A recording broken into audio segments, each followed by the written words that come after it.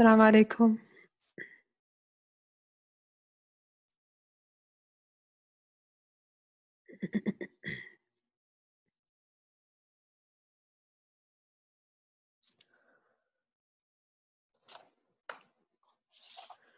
Okay, we'll take like 5 minutes.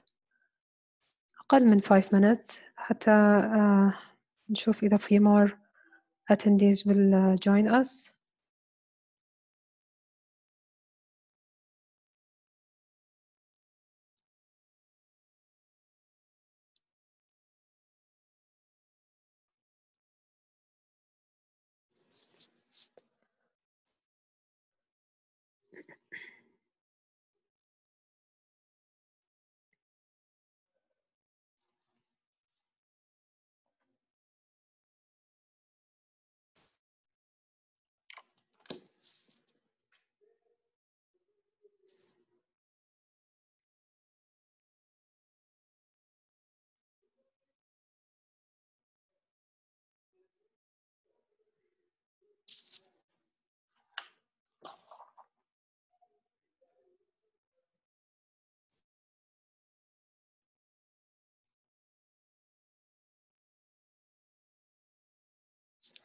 تسجيل الحضور اللي سجلتوه في بداية المحاضرة، في النهاية حيكون في استبيان إن شاء الله لقياس يعني مستوى المحاضرة بلس لرفع الساعات.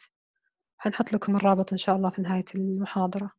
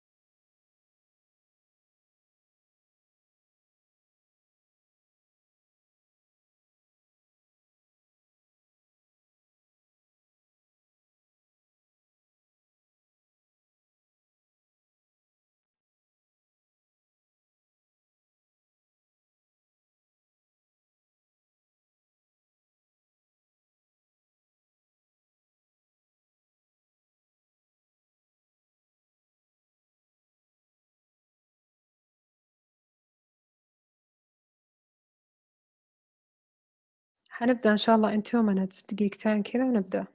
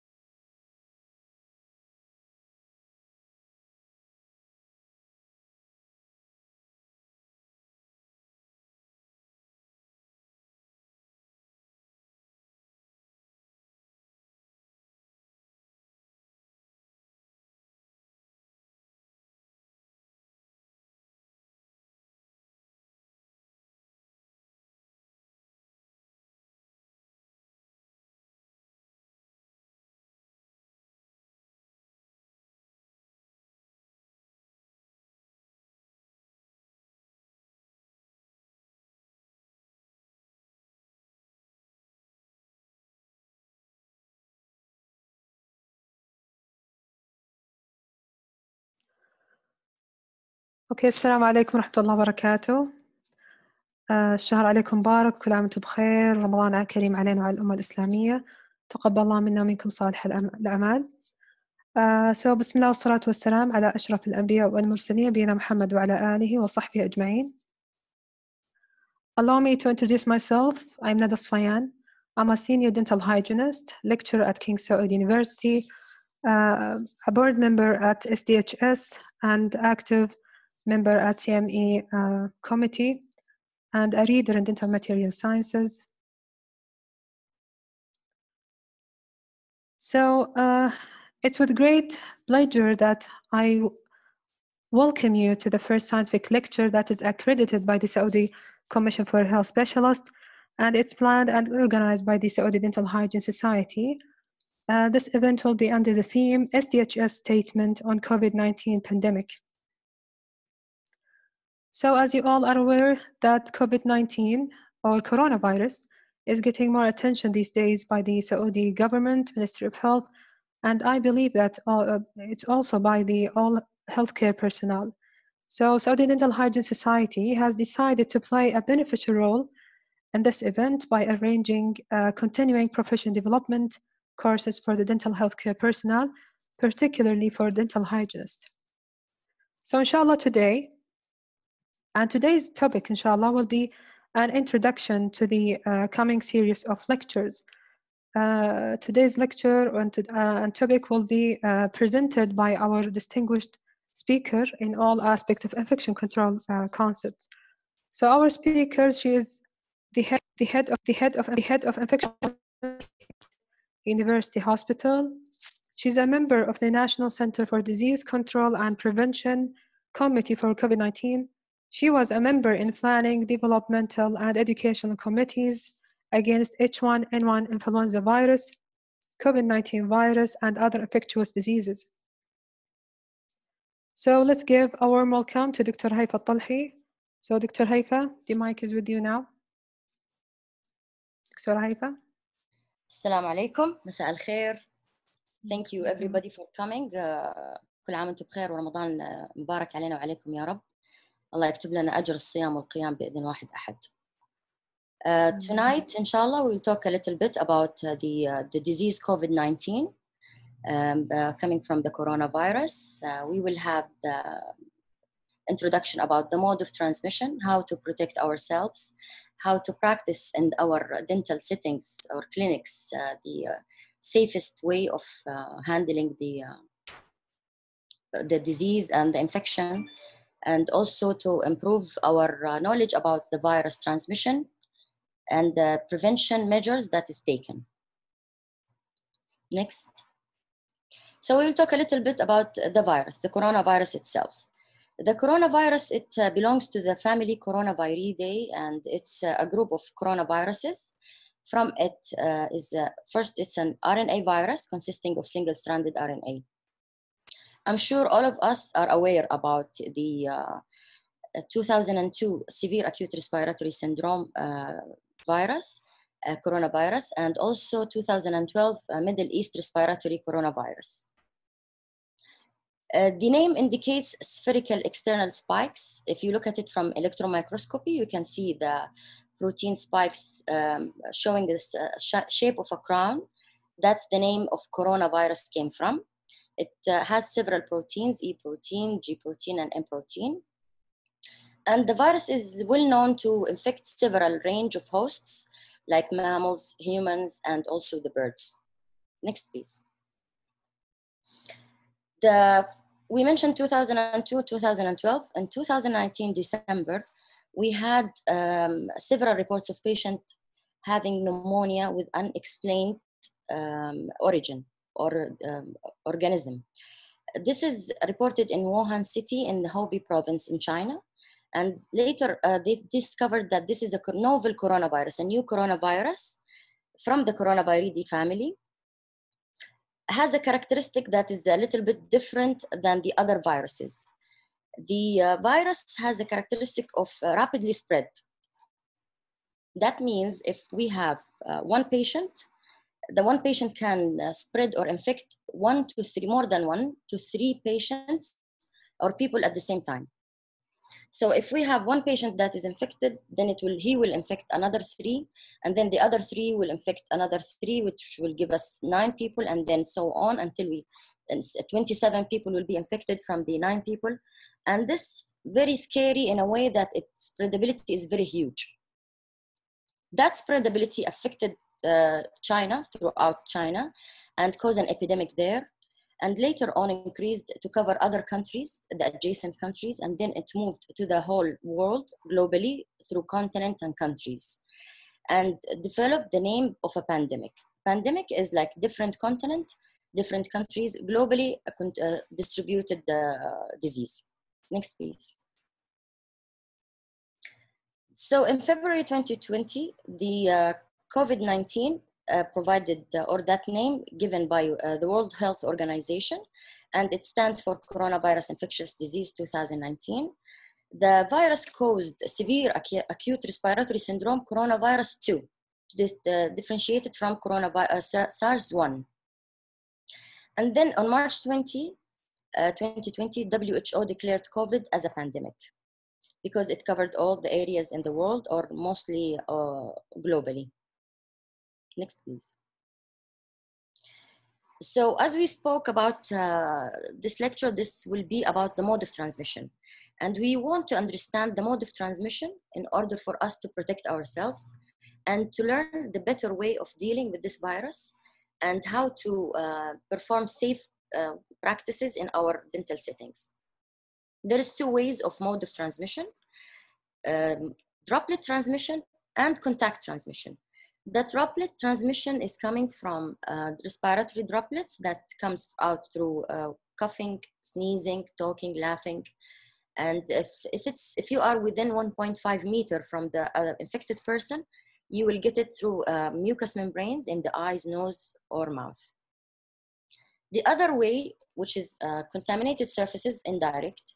And if somebody has the infection and he has sneeze in his hand without using the cough etiquette, and we all know the cough etiquette is coughing. If you have cough or sneeze, you need to cough and sneeze in the tissue and then discard it, do hand hygiene. If they do not, and then their hand is contaminated and they touched other surfaces, let's say elevator buttons, and someone else comes and touched that button, he will be infected indirectly. Next, please. This is the picture.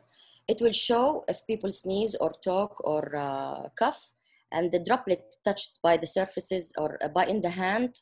If they are talking to each other, the droplets from people, if they are not in enough distance away from each other, that it will transmit it, which is directly, or direct contact through the handshaking. And also indirect contact if somebody's hand is contaminated and they touched contaminated surfaces, and then someone else will touch that contaminated surface. Next, please. So another way of transmission, and this is very important for the dental settings or in the dental practitioners, because most of their practices, which is a unique practice that generate aerosols from the procedures that is done in the clinic. So there will be airborne transmission element in addition to the contact. So during the procedure, the aerosol will be generated and become a droplet and airborne as well. Some of it will be on the surfaces, contaminate the surfaces, and some will come on the healthcare provider, the patient himself, and other surfaces surrounding them. The virus also detected in stool. So this is another mode of transmission, the fecal-oral route, which can which we are emphasizing on hand hygiene after using the bathroom, and also proper cleaning of the bathroom and bathroom fixtures is very important and crucial at this point. Next, please. Now, for the dental procedure, we will talk a little bit extensively. The use of rotary dental surgical instruments like handpieces, ultrasonic scalers, air water syringes, all of those create some sort of sprays that travels short period, but it will reside on surfaces and also can affect or splash on the faces of the healthcare provider. So we will talk about the measure that it should be taken to protect yourself during performance of such procedures, and also the preparation of the whole setup from the minute that the patient will enter the area until the patient leaves. So we will start with the waiting rooms. The waiting room should remove unnecessary items from there, including toys and magazines and everything. It should have only the chairs, and the chairs should be adjustable to have a distance at least 1.5 meters if it's possible between patients. And the surfaces should be regularly wiped by hospital-approved disinfectant. Usually it's sodium hypochlorite 0.1%. And the cleaning or the wiping, not only for the horizontal surfaces, it should be for the highly touched areas like phones, the desk, the reception desk, and also the handles, door handles, and the door knobs. All of those areas that we touch, the keys of the computer that is used, because those areas, as we will see later on, can harbor the virus for a longer period of time. This is a picture shows the aerosol generating procedures done in the dental clinic and the way that can be transmitted from the patient to the healthcare provider and from the healthcare provider to the patient. And we will show it later on during the type of risk or the exposure of it. The also additional infection control measures that we can apply it after the waiting area when we deal with the patient himself. Upon the arrival, we need to ask the patient to perform hand hygiene with alcohol hand rub or hand washing. The patient can do a mouth rinse procedure for 20 to 30 seconds for the hydrogen peroxide or essential oil mouth rinse. This is not proven scientifically, but it shows a little bit of decrease the amount of bacteria in the mouth, which can minimize the risk of exposure to the spray that comes out or the droplets coming out from the patient's mouth. Also, if we have aerosol generating procedures, we need to ensure that we minimize it and use alternative measures when we do perform those type of procedures. The patient also, if you have a patient that is suspected or confirmed to have a COVID-19, we have to have it scheduled to be the last patient. And if, as much as possible, we will not make him wait with other patients. And if he needs to come, he should wear a surgical mask. The staff also needs to have proper immunization against all respiratory viruses that is available to make them more immune to susceptible viruses, because if you are susceptible or infected with other viruses, this make you susceptible host to receive the COVID infection. The use of aerosol generating procedure, as we mentioned, should be minimized or use alternative measure that mitigate the effect of the aerosol generating procedures. Then after that, after finishing with the patient and after the patient leaves the area, we have to perform proper hand hygiene, intervene or cleaning the surfaces properly with a detergent and also with the disinfectant by hospital approved, which we mentioned. The proper one is the sodium hypochlorite. The area should be left, if for example there is an aerosol generating procedure, the N95 mask should be used properly. The PPE, it should be used for different procedures. So if we have aerosol generating procedure, we have to wear goggles or face shield, N95 mask that is fitted and also sealed check before, after donning of the N95 mask, gowns and gloves.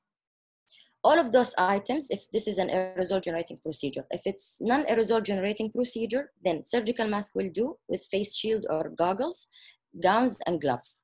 Once finished with all of those things, we have to doff it and place all the disposable items in a specific bag and clean the surfaces as we mentioned, dispose the bag, clean the area and evacuate it. The area should be in a negative pressure room if it's aerosol generating procedure, and then allow it for 1 hour or overnight air changes to change the air inside the room to remove all the particles of the virus that it might resides. After leaving it for 1 hour, the cleaning should be done by the housekeepers, then leave it overnight to eliminate all viruses in the area. Next, please. So, as we mentioned, the cleaning, and we emphasized on the cleaning several times, there is a reason. The research showed that this virus can stay for from hours to several days on the surfaces of different type of elements. So for example, the metal, the virus can stay for up to 5 days. The doorknobs, so if we did not clean the doorknob properly, it can stay contaminated and cause contamination of everybody touch it for 5 days. The jewelry, before we do a procedure, it should be removed totally because it can have the virus on the surface of it. And then no matter how we do a good hand hygiene, if we do not clean it, if it's in the hand, it will be a source of contamination. The wood can stay, the virus can stay in the wood for up to 4 days. So when we choose the furniture in the clinics, in the waiting area, it should be it should not be from wood, and because the moist generated in the wood from cleaning it with the detergent and the disinfectant can cause moist, allow the viruses and other bacteria and also fungus to grow, which can be a source of an infection and contamination. The plastics can live for 2 to 3 days.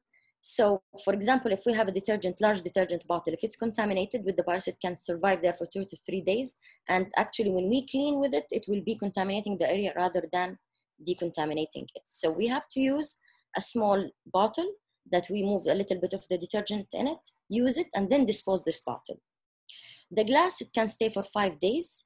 And the drinking glasses, all of those things can be contaminated. So we always urge the people not to drink beverages or water or food in the clinical area where we deal with patients and there is a contamination of it, because you can have a source of contamination from the drinking glasses and also some drinking water of plastic bottles. Next, please. The other items are ceramics, and the most important thing, stainless steel, 2 to 3 days. It can be in the sinks and the refrigerators. So we have to ensure that our refrigerators, if we will store anything in it, it should be cleaned properly. If there is a bacteria, the viruses or the samples, it will be in that, which should be in a specific plastic bag for a biohazard material, well sealed. The sink should be cleaned properly. And the copper, it can stay on it for 4 hours. Aluminum, 2 to 8 hours. As we mentioned, soda cans, tin foils, bottle of waters, all of those can have the bacteria, the virus in it for up to 8 hours. The most important thing as well is the cardboard. It can stay for 24 hours. Usually when we have a shipment delivered to the clinic, they open it inside the clinic, which can be contaminated with the virus and cause a source of contamination and contaminate the surfaces. So the best practices to be done in such situations is to have a deboxing area outside the clinical area, and then lay it with plastic, open the boxes, shipping boxes in it, take the items, wipe it properly, and then store it in the medical store inside the clinic or utilize it immediately. Next slide, please. So the question is how long it will take for symptoms to appear after exposure. Usually the common incubation period is about 5 to 6 days. The first person will get the infection. He will have the day 0 of the symptoms when it appears. After that, 5 days up to 6 days, if somebody exposed to this person, his symptoms will start to appear after that. It will be his first day. So between that, they counted it, between the person to get the infection and become infectious is 5 to 6 days. So, but sometimes he can be infectious up to 14 days later. That's why we have the people who has been exposed to cases or being positive for cases to be on home isolation for up to 14 days. And in fact, what we noticed in our facility, some people still becoming positive and shedding the virus even up to a month or almost a month. We tested them without symptoms and they become also positive upon testing. Next slide, please. The symptoms of the COVID-19. There is a reports of several symptoms that is reported from all the cases. We mentioned the mode of transmission is aerosols and also appears in the stool, so diarrhea, one of those. Some people showed fever, dry cough, fatigue, loss of appetite, loss of smell, body ache, runny nose, sore throat, and some people did not show any signs and symptoms and they are infected with it. Some people also have severe symptoms, shortness of breath, either mild or severe, and then which usually indicates pneumonia, and sometimes it's worsened, and people need to be ventilated, and this is when it's become a bit risky for the patient, and where the death actually occur on those people because they are failed to have oxygen supplied to their lungs. The research showed the number of, or the percentage of people who will come up with the signs and symptoms, or symptomatic people with fever is 88%, the dry cough 68%, 38% reported to have fatigue, 33% reported to have mucus production, 15% sore throat and muscle pain, and 19% shortness of breath. Some people reported at the beginning, the first week, dry cough, and then it's worsening. Fever, and it worsened the fever, and it will not go away with the paracetamol. And shortness of breath start with being mild to become severe. Next slide, please. The Ministry of Health and the Saudi CDC, they developed a respiratory triage tool. We mentioned people, they're asymptomatic and they are not infectious. But also we mentioned people that they are symptomatic. We will talk about the asymptomatic later, but we will talk a little bit about the respiratory triage tool. The risk for acute respiratory illness categorized into two things: exposure risk, close physical contact with confirmed case, and then clinical signs and symptoms.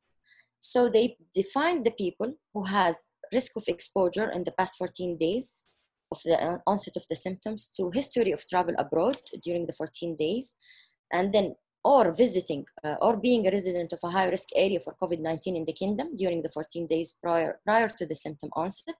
Nowadays, we have like Mecca, Jeddah, and Riyadh is the high incidence of cases, or an exposure to camel or camel product, direct or indirect. This will tell us also that we did not forget the Middle East respiratory, because we still have positive cases roaming around, and we have reported actually last 2 weeks of 2 cases of MERS-CoV. So with the presence of COVID, we should not forget also the MERS-CoV.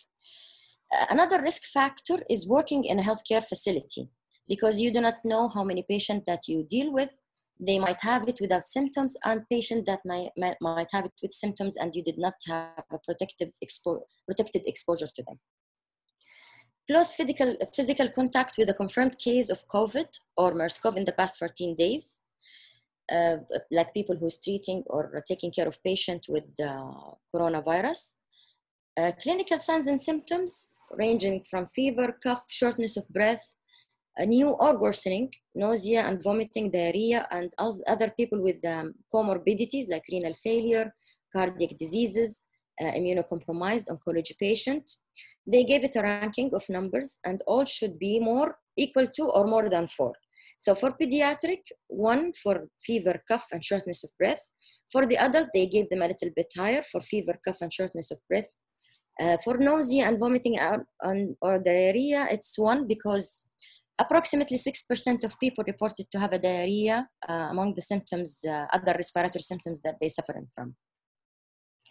So for example, let's say if somebody visited a resident in an area that high incidence of COVID-19 in it, like he is coming from Mecca or Medina or Jeddah, or he's in Riyadh, reported to have clinical signs and symptoms with fever or cough, the score will be 5 or 7, which is more than 4.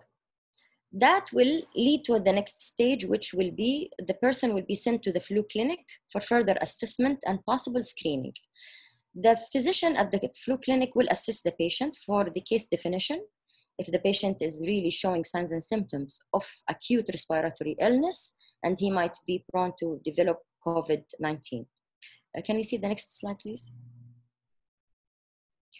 So the suspected case definition, the suspected COVID case definition is the patient with acute respiratory illness, as we mentioned, which is sudden onset of at least one of the following signs and symptoms: fever. Sometimes people take paracetamol before they come to the clinic, and they reported the normal temperature, 36, 36.5. So when we ask the patient we have to investigate and ask the patient if they have fever previously, 2 days previously, or 1 day before they come to the flu clinic. Another sign is cough or shortness of breath. And in the 14 days prior to the symptoms, the patient at least had one of the epidemiological link present with him. Not all of it, one of those. So had a history of traveling abroad, had visited or being resident to a high-risk area in the kingdom, close physical contact before the onset of his symptoms to a confirmed COVID-19 case, or working in a healthcare facility. Any admitted adult patient with unexplained severe acute respiratory illness or community-acquired pneumonia or hospital-acquired pneumonia when other bacterial and other viral eliminated and they are all negative, should be considered as a case, suspected for case definition of a COVID-19 and should be swabbed. There is no need for epidemiological link for those cases because they are actually, we need to identify them as soon as possible to provide the proper help. Now, we need to identify what is the meaning of close contact. Close contact, if you are exposed, can we go to, yeah, close contact, if the person or the healthcare associated exposure, including if we provide direct care for the patient who is reported to be positive COVID-19 by the lab, or if we are working with a healthcare provider who is infected or becoming reported to become infected or positive with COVID-19, and this comes the contact tracing when we ask the people how far you are away from this person or not, which we will see in the few coming slides, or visiting a patient staying in the same close environment of a COVID-19 patient, working together in close proximity or sharing the same classroom environment, also traveling together with COVID patients in any kind of transportation. This is defined as a close contact. Household members, they are living the same place, they are all considered as a close contact people or suspected. Next, please. So the definition of a confirmed case coming from the positive case reported by the laboratory. If the laboratory identified it to be positive, this is a confirmed case.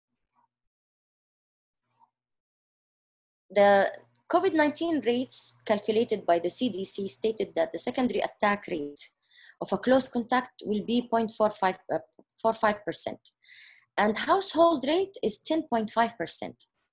The mortality rate, on the other hand, by WHO, reported for the COVID-19 by 3.4, and the seasonal flu, fewer than that, which is 1%. For the MERS-CoV, it's 34%, which is higher than the COVID and influenza, of course. For our hospital, dental hospital, we created Triage for the patient, which we urge all the facilities that deal with like outpatient facilities for dental care or private sectors for dental clinics or dental hospitals to have that upon the arrival at the point of entrance for the patient. So they can segregate the people who has the potential to develop, to become infectious and transmit the infection to the healthcare worker or to other patient in the area. So we use the respiratory illness screening score, which should yield more than or equal to 4. And if the respiratory screening score more than 4 or equal to 4, we should take the following measures. We should provide surgical mask to the patient, place the patient in dedicated single room under empiric droplet and contact isolation, empiric droplet and contact, wear the appropriate personal protective equipment. We did not mention it here, but it should be included: gown, surgical mask, goggles, and gloves. The contact and droplet precaution, in addition to the standard precaution that when we deal with the body fluid or all of those things, we should follow it as well. The hand hygiene should be performed before donning of the personal protective equipment and after removal of personal protective equipment.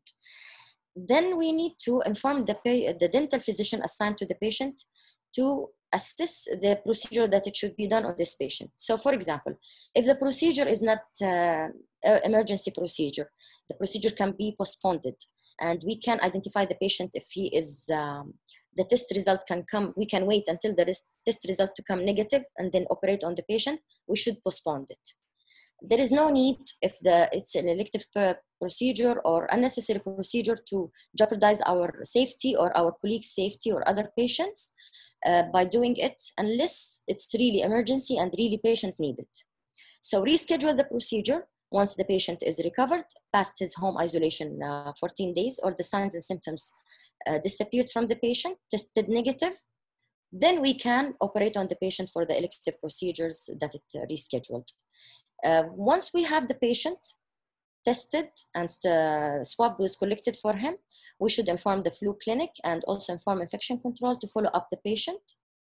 and see if anybody from the healthcare workers upon entrance of the patient to the area has been exposed to it.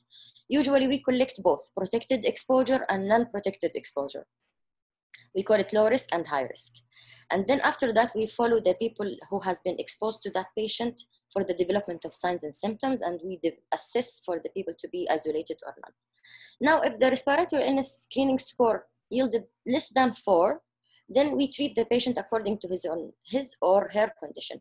And here we can go to the asymptomatic patient who comes without signs and symptoms that they have the infection. If we have person who does not fit the score, but we don't know, we should have it as a mindset to treat everybody as infectious.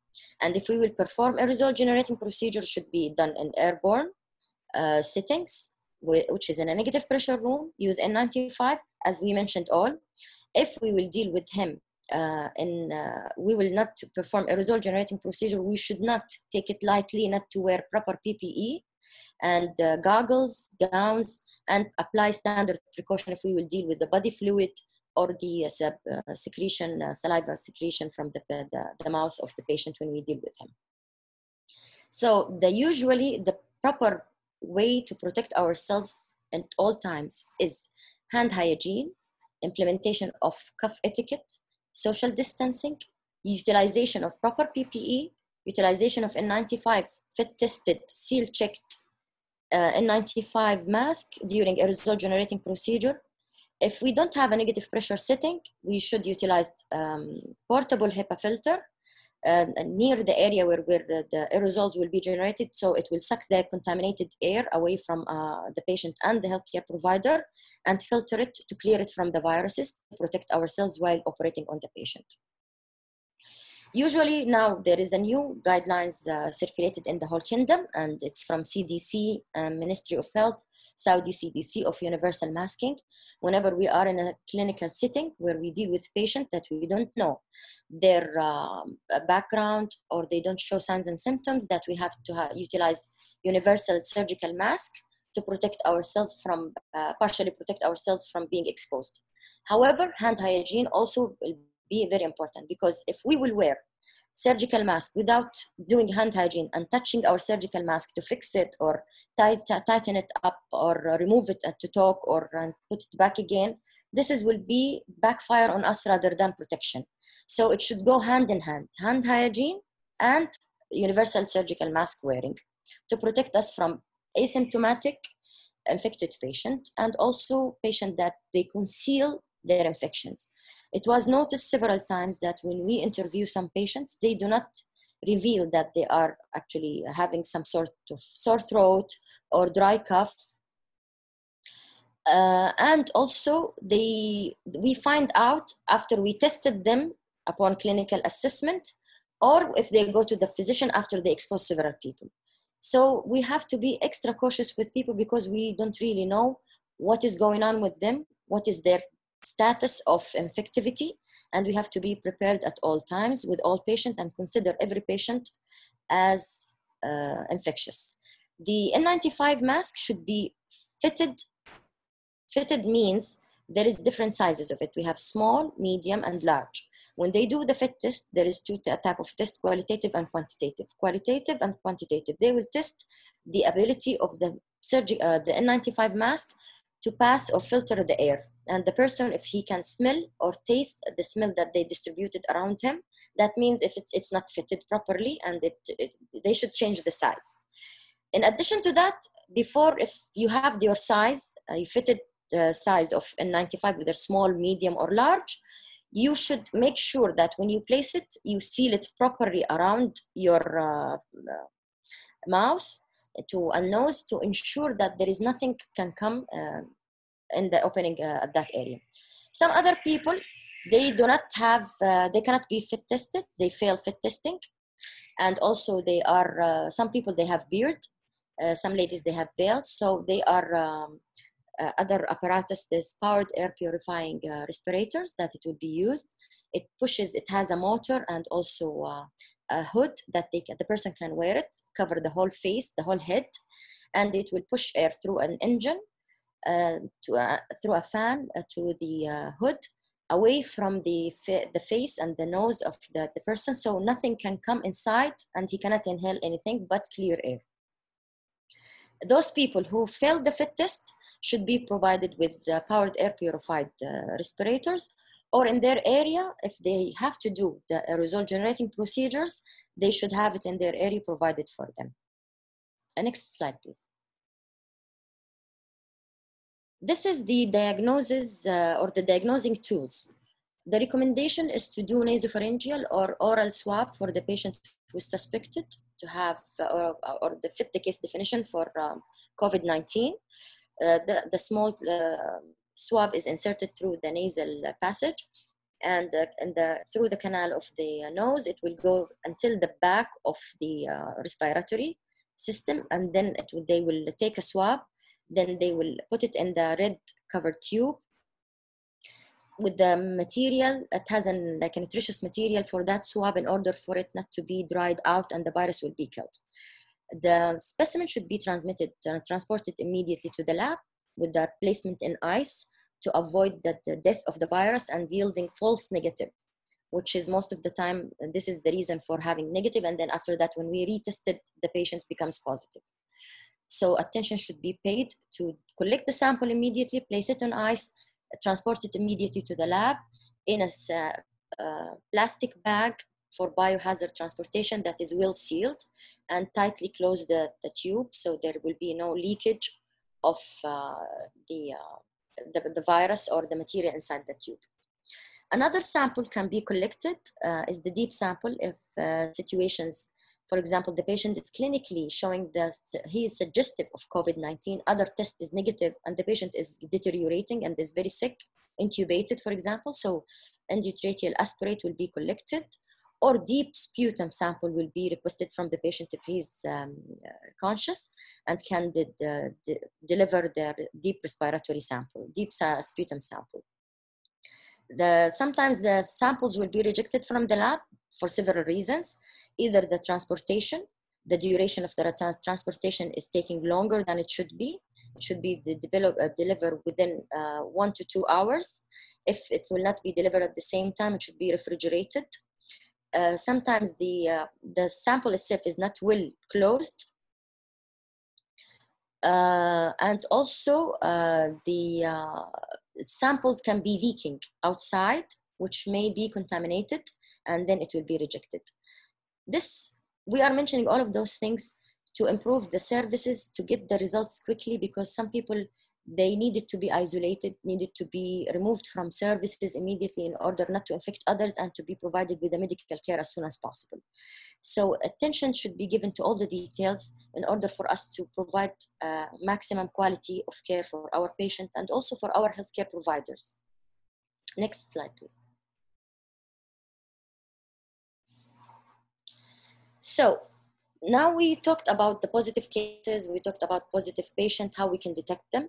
We need to talk a little bit about the people who has been exposed to positive cases.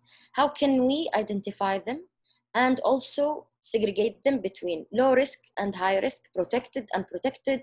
So you would know, God forbid, if somebody told you that you've been in contact with a person who reported to be positive, you can say or understand what is a low risk unprotected exposure, what is a protected exposure, what is a high risk exposure.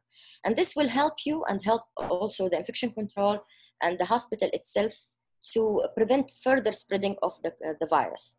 So the low risk unprotected exposure is contact with a confirmed case within an area that is more than 1.5 meters. So I've seen a person more than 2 meters or more than 1.5 meters without wearing anything. This is a low risk for me to get infection because the possibility of the droplets to reach me is very, very low.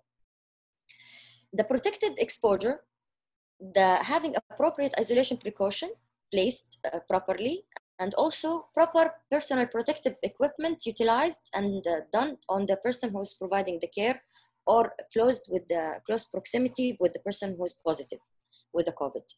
Testing for COVID is not recommended if the person is asymptomatic with protected exposure and low risk exposure, but they have to monitor themselves for the development of signs and symptoms for the next 14 days post-exposure, and they can return to work normally unless they became symptomatic, and then they will be removed from work immediately. They should delay their travel, they minimize their movement until they considered clear. If they are asymptomatic and observation period is over for the past 14 days post-exposure. So 14 days passed and he still remained asymptomatic, then he is clear to be resuming his work. Next slide, please. The high-risk unprotected exposure, that means this person contacted with a confirmed case within 1.5 meters without wearing proper PPE, or partially wearing the PPE, for example, wearing surgical mask, but without goggles, without face shield, without gloves, without gowns, and healthcare worker with suggestive symptoms.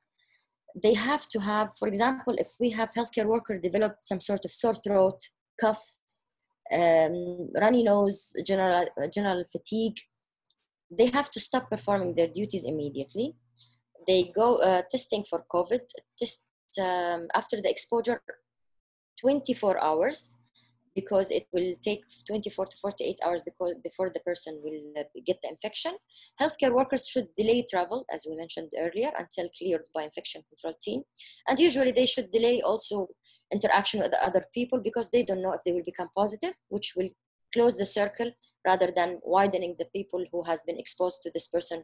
God forbid he became positive. They will not resume their duties until they are cleared also by infection control team. So what should we do from infection control? We communicate with this person. We ask them to join a link, report if they are having any signs and symptoms. And also before they come to work after passing the 14 days, they will have to report to employee health. And this employee health will do a clinical assessment for this person. Some people will develop signs and symptoms after that without them knowing, or they're declaring it, so they will refer them to be swabbed. Some people will be cleared because they do not have any signs and symptoms and will given certificate of clearance. Then they can resume their duties. Next slide, please. Next, please. Healthcare workers who test positive for COVID, regardless of exposure type. Those are certain type of healthcare workers who develop COVID suggestive symptoms regardless of exposure type. Healthcare workers who had unprotected high-risk exposure are considered clear. Those people considered clear if they are asymptomatic for at least 48 hours. And in addition to that, observation period is over, which is 14 days post-exposure, and they had 2 negative RT-PCR for COVID. Next slide, please. This is an example of what we do at an infection control to determine if the person is high risk or low risk, which we explained it earlier. If they have symptoms or they have no symptoms, and then they have to wait for 14 days before reporting to work and getting a swab after exposure. Next slide, please. This is the pathway for discontinuation of isolation, and this is done mostly also by the MOH. This is provided from MOH. For the suspected cases, they will take for 24 hours nasal swab, and then if the person is clinically stable, he can be isolated in home, and if he is not stable, then he will be isolated in the healthcare facility. If he tested positive and he is asymptomatic, he will be isolated in designated area. If he is confirmed positive and symptomatic with a lower respiratory tract infection, then he will be admitted to the hospital. If the hospital providing the service to it cannot afford or doesn't have the facilities to take care of a patient like ventilation and ICU, they will be moved to regional hospital that it has the facilities to do so.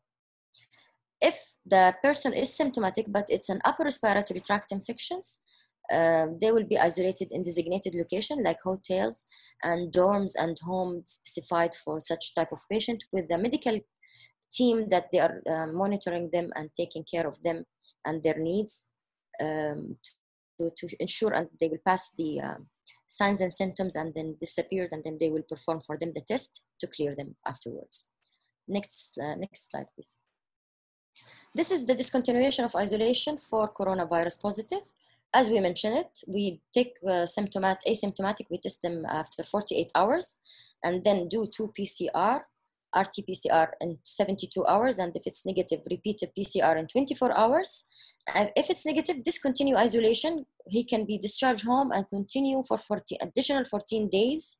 Wear a mask if he's in contact with others until he finished the 14 days, then he can report back to work after clearance from infection control and occupational health.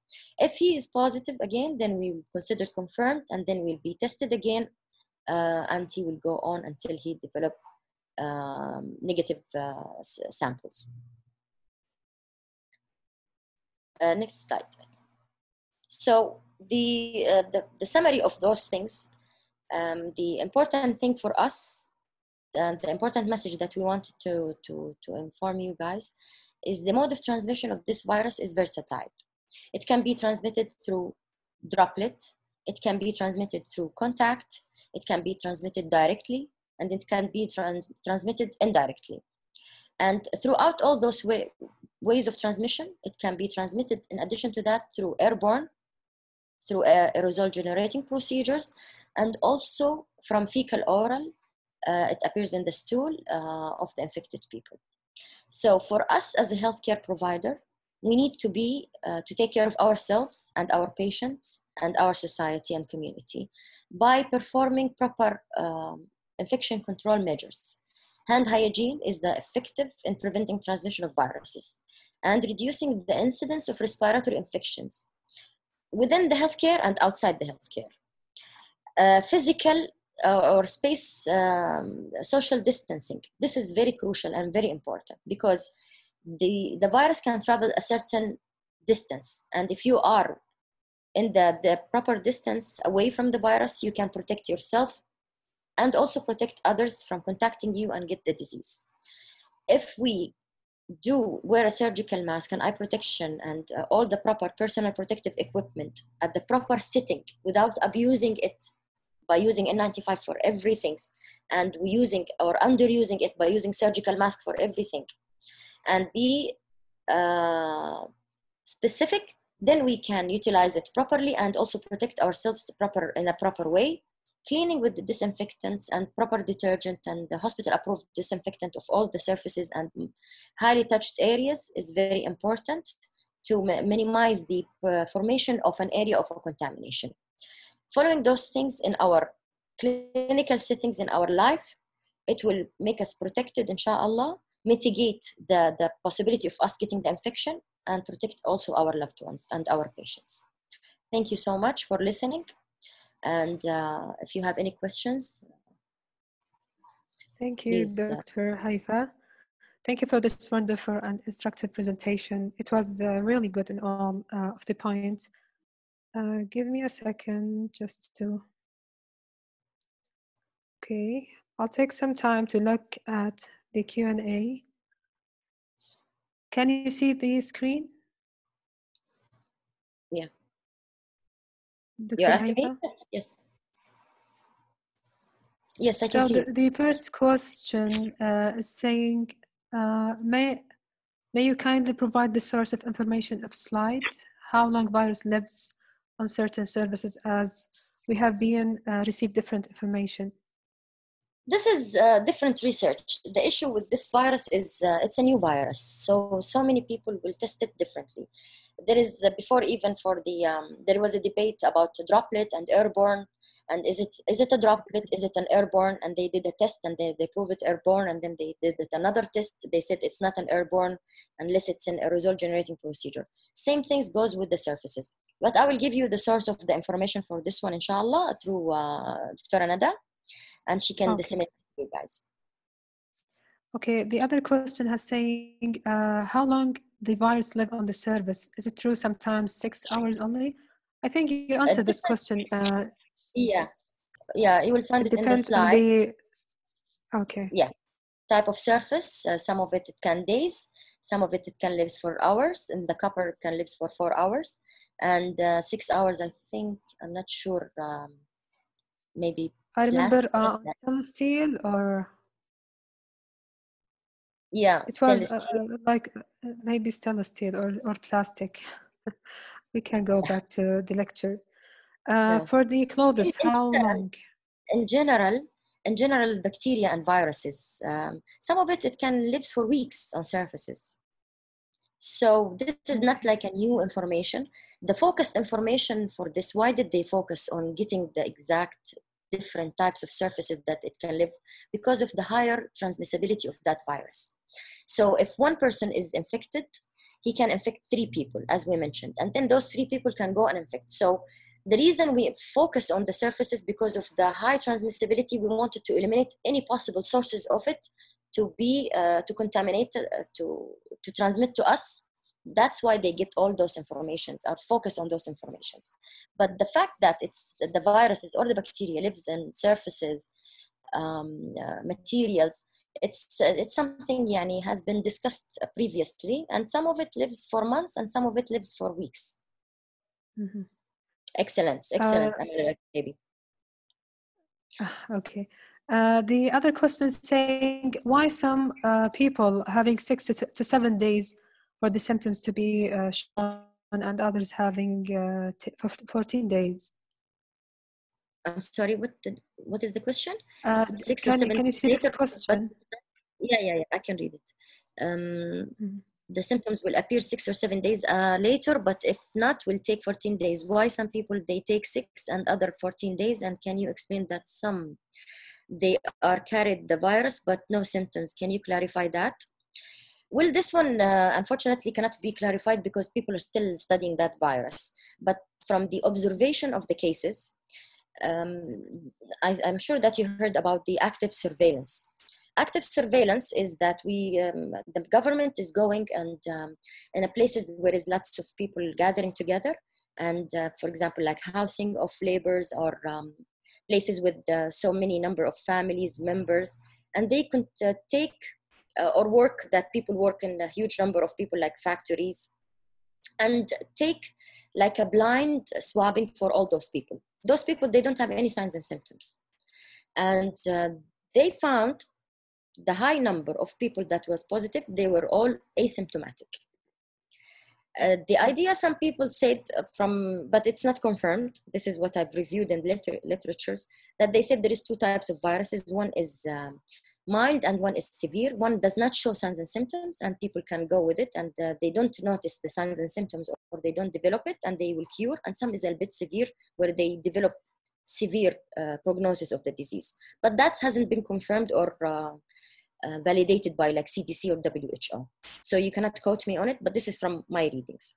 Now, for the 7 days and 14 days, it depends most of the time on the person immunity, lifestyle. The person he's fit.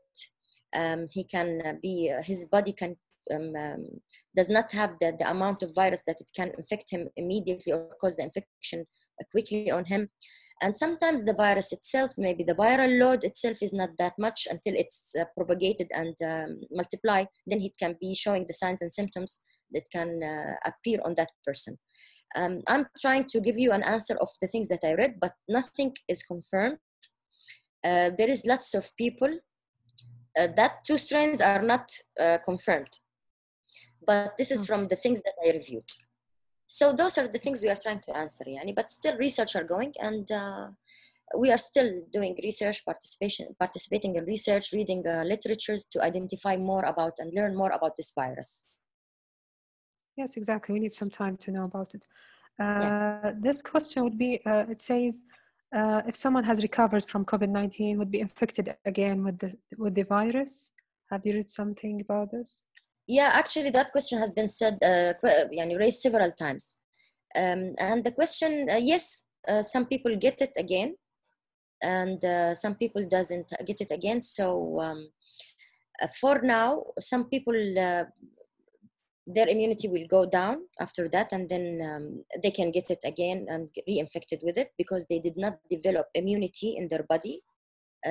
Usually when you get infection, your body will recognize, your immune system will recognize the virus and then develop antibody against it. So next time you get infection, the body will fight because they recognize that virus. Some people, unfortunately, when they did the testing of their IgG, they found that despite that they have the infection, they did not develop antibody against that virus. So those people are prone to have reinfection with the same virus. Okay, excellent. This one, is the coronavirus will be transmitted by the stool because the virus target for the mucous membrane of nose and lungs? What is the question? I'm not sure that I'm... Like, the clothes, how long will it live on the cloth? I will look for it. Usually, the cloth and there is several studies. Some says it stays there long, and some it's not. But if this virus, it can be, for example, in the surfaces for that long, we should consider it being there. So we have to be careful when we deal with our work clothes, and we remove it before we go to the house or leaving the procedure area, and we will not wear the same scrub everywhere, and we change between procedures or after we finish the shift to our street clothes before we go home. Or wear a lab coat on top of it and then remove it before we go. Mm-hmm. 2 questions about the mask N95. I think they meaning the same. Is it mandatory in all dental offices or not? The surgical or N95? Yes. N95, we mentioned it should be in there is different procedures done in the dental setting or dental clinics. So you have to segregate between the things that it will generate aerosols, and this is will you have to wear N95. And in the procedure that it will not generate aerosols, and you will wear a surgical mask for it. Okay, the last question. How long for the test of COVID-19 results to be out, to be shown, to get the result? Yeah, Alhamdulillah, King Khaled Hospital granted from Ministry of Health the approval to become as a reference lab and to do testing. And the testing for the virus itself from the arrival to the lab, it will take 4 hours. By the usually they will take like 12 hours, 8 hours from the time it collected to the result released to us. So, and they run 3 shifts. Sometimes if it's needed, they will run the overnight shift to expedite the process of releasing the results of the test. MashaAllah. So thank you again, Dr. Haifa. I can see that we have 38 chatting, but we will go later and have a look to that chat. So on behalf of SDHS, I would like to recognize your valuable cooperation and efforts for providing this lecture, especially in your rest time. Sorry for bothering you at this time. So this is our certificate of appreciation from SDHS. You will receive it, inshallah, on email. Now, for the other attendees, please have some time to fill in that. Let me see if we have the link.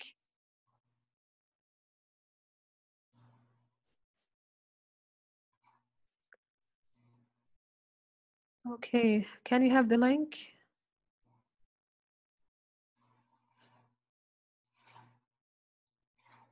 We will add the link of feedback survey, and with that link, you will answer some questions, especially regarding your name, email, Saudi Commission license number. These 3 informations are very important to upload for your CME hours.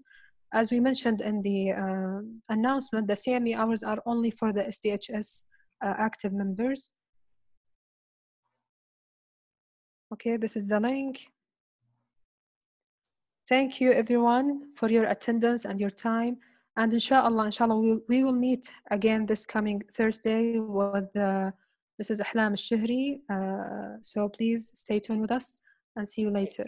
Can I thank you? Can I thank everybody who attended also after their working hours? And thank you for listening. I've been honored to speak to all of you and get to know you, Ms. Nada. Thank you so much for facilitating everything for me and being so patient with me. Thank you from my heart for being up with me and being late in giving you everything. So thank you, and thank you for everybody who attended and listened. Thank you so much. You're welcome. Thank you for your cooperation, دكتورة. See you later إن شاء الله. يسعدك. تسلمي. شكرا. وياك يا رب.